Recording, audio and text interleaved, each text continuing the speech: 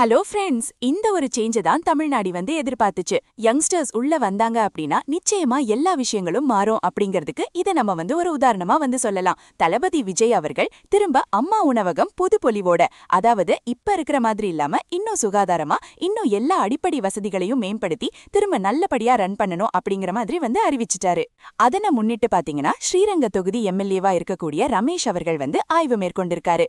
அதுல ஏன் இந்த மாதிரி இடங்கள் எப்படி இருக்கு, கழிப்பை ப்ராப்பரா இல்ல அப்படிங்கிற மாதிரி ஆய்வு மேற்கொண்டு எல்லாத்தையுமே குயிக்கா நீங்க பண்ணணும் அப்படிங்கிற மாதிரி பேசியிருக்காரு. அவர் பேசின வீடியோவை பாப்போம்.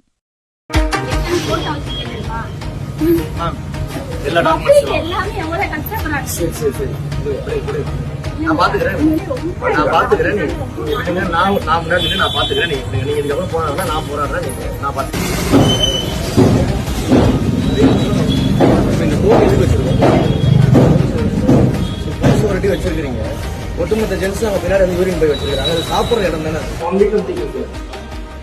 முடிஞ்சா நான் நாள் லெவல் பண்ணி போகிறேன். என் தெரியலன்னு சொல்லுவாங்க. நீங்க ஆண்டு வாங்கும்போது ப்ராப்பரா ஆண்டு 12 பேர் லேடிஸ் இந்த டாய்லெட் நம்ம யூஸ் பண்ணுவோம். இன்னும் 2-3 நாள் ரெடி ஆகும்.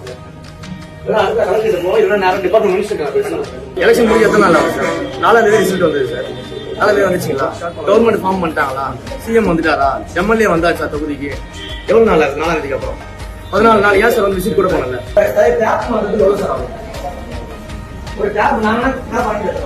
சரி, எனக்கு ஒரு வாரத்துக்குள்ள எல்லா வேலையும் முடிக்கணும் சார். முடிச்சே ஆகும். நீங்க எல்லாத்தையும் ஸ்பீடப் பண்ணுங்க. கமிஷனர் நான் பேசுறேன். காய்கறி எல்லாம் ஃப்ரெஷ்ஷா வருது.